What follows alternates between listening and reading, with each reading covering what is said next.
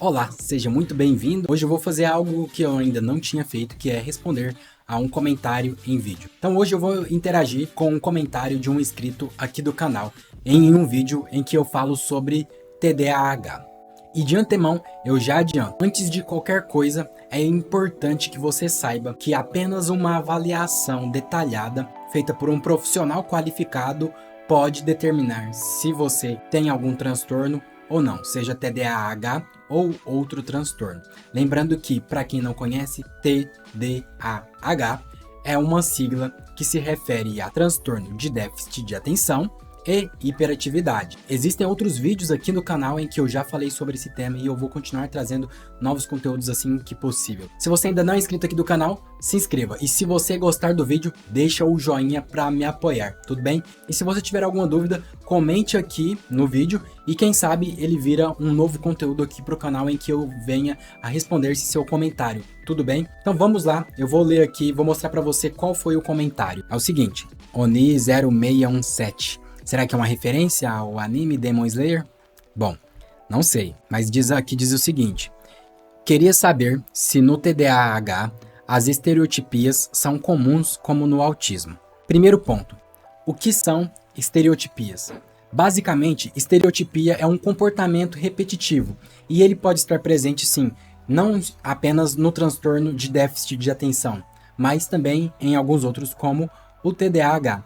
A estereotipia que aparece naquele indivíduo com TDAH surge mais como um intuito, como uma maneira do sujeito se regular. Sabe aquele comportamento, por exemplo, de estar se movimentando muito ou olhando para os lados?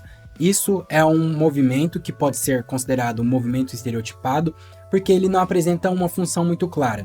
É diferente, por exemplo, de quando uma pessoa que tem TDAH ela está olhando para os lados ou se movimentando, mas olhando para os lados mesmo, buscando algum estímulo novo ou prestando atenção em alguma coisa. E esse olhar para os lados da pessoa que tem TDAH, claro, todo mundo pode se ver olhando para os lados, procurando, tateando com os olhos. No entanto, para saber se isso é um sintoma, é preciso uma avaliação. Aqui eu estou apenas listando alguns sintomas que fazem parte dos componentes que são utilizados para diagnosticar o TDAH que estão presentes nesse transtorno, tudo bem? Lembrando que um mesmo sintoma pode fazer parte de vários transtornos. O que determina o transtorno vai ser o Manual Diagnóstico e Estatístico dos Transtornos Mentais, certo? Lá nesse manual existem uma série de critérios em que o sujeito deve responder para que ele seja diagnosticado e além, deve ser feito por um profissional adequado, psicólogo ou médico. Bom, e aí o Oni comenta então, queria saber se no TDAH as estereotipias são comuns como no autismo. Tem que verificar que tipo de estereotipia nós estamos falando, mas pessoas com TDAH podem também apresentar comportamentos, movimentos estereotipados, certo? Bom, e ele segue dizendo, sabe, às vezes fico me balançando, andando de um lado para o outro, no trabalho, os caras ficam me zoando com isso, mas não é fácil de controlar. Me incomoda, e aí ele segue falando que incomoda olhar no olho de pessoas fora do meu círculo social. Vamos primeiro responder a essa primeira parte, né? Vamos pensar sobre isso. No trabalho, as pessoas, os colegas de trabalho fica te zoando por ficar se movimentando, se balançando de um lado para o outro. Sim, esse comportamento pode ser considerado como comportamento estereotipado, um movimento estereotipado. Ele surge em qual contexto? São perguntas como essas que devem ser investigadas quando você for fazer uma avaliação. Esse comportamento, ele apresenta algum comprometimento em alguma outra área da sua vida? Você disse agora uma das áreas, né? Você sofre com isso no trabalho porque vira motivo de chacota. Um indício importante de que isso pode ser levado, por exemplo, para a terapia para ser avaliado. Muito dos comportamentos estereotipados, como esse de ficar andando para o lado, acontece por conta daquela desregulação que você já deve conhecer. Se você não conhece, deixa aqui nos comentários, que é aquela característica do cérebro da pessoa com TDAH haver um déficit de dopamina em determinadas regiões. Basicamente, o sistema dopaminérgico é bem grande, existem várias projeções, que a gente chama, que estabelecem uma comunicação de diferentes partes do cérebro, vias dopaminérgicas, basicamente.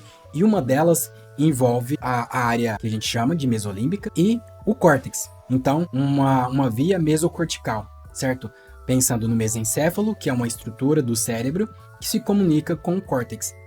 Boa parte da desregulação que acontece no transtorno de déficit de atenção e hiperatividade acontecem por conta dessa desregulação dessa via mesoencéfalo se comunicando, enviando projeções para o córtex, né, que fica logo aqui no córtex pré-frontal, logo atrás dos nossos olhos. E o que acontece é que há indícios de que essas pessoas com esse déficit de dopamina nessa região, ela se movimenta na busca por se autorregular, em que quando ela encontra algum estímulo, ela consegue uma liberação, um aumento dos níveis de liberação, né, uma liberação, embora uma liberação fásica que a gente fala, ou seja, você emite um comportamento e em sequência você sente aquele comportamento inicia uma série de respostas no cérebro que levam a um aumento de dopamina em determinadas áreas do cérebro. Então, esse comportamento de se movimentar para o lado e para o outro, mexer as pernas, se balançar,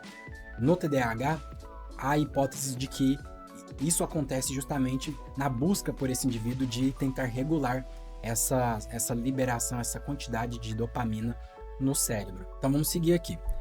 E aí ele fala em seguida que olhar no olho das pessoas fora do seu círculo social incomoda, até mesmo em entrevistas, e é estranho porque a pessoa fala e eu olho em um ponto fixo e não pro olho dela. E eu fico mal com isso, sabe? A percepção delas, né? Então, acho que no final aqui tá querendo dizer a pessoa se preocupa, né? Ele se preocupa com o que os outros estão pensando. Eu acredito que esse incômodo, ele pode acontecer justamente porque você se incomoda, né, com o fato de não olhar para o olho da pessoa e você deve dar significados para isso, né?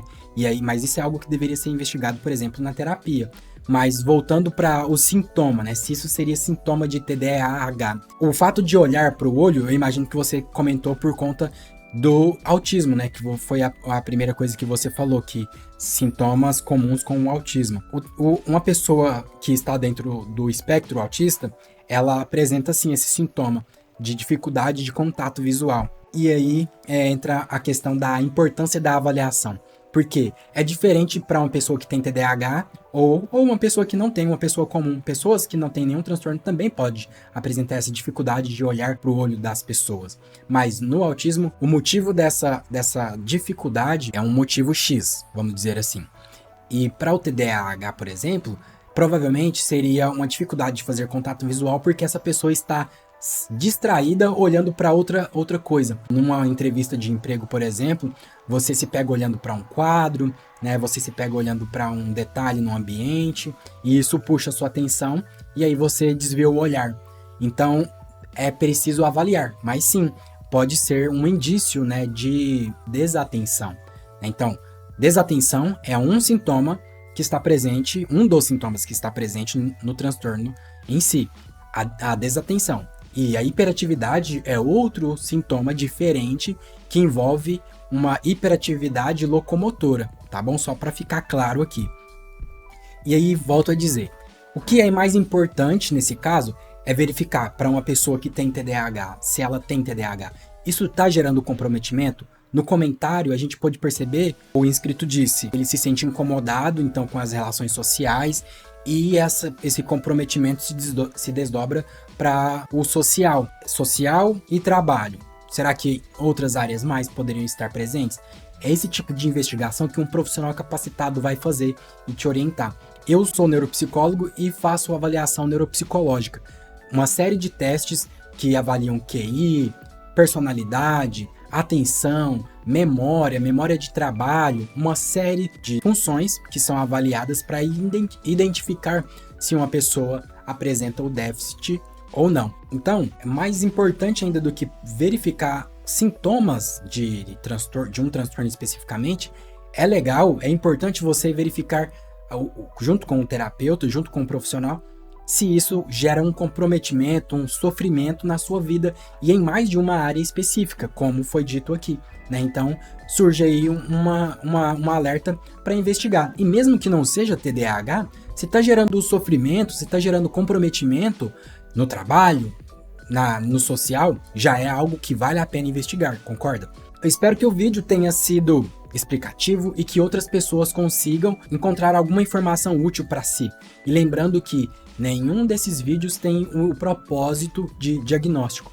É mais uma análise do comentário para verificar se esse sintoma X faz parte ou pode ser presente em determinado transtorno como o TDAH ou não. Eu espero que você tenha gostado e se gostou, deixa o like e comenta para que eu possa trazer novos vídeos. Tudo bem? Um abraço, até a próxima, fui!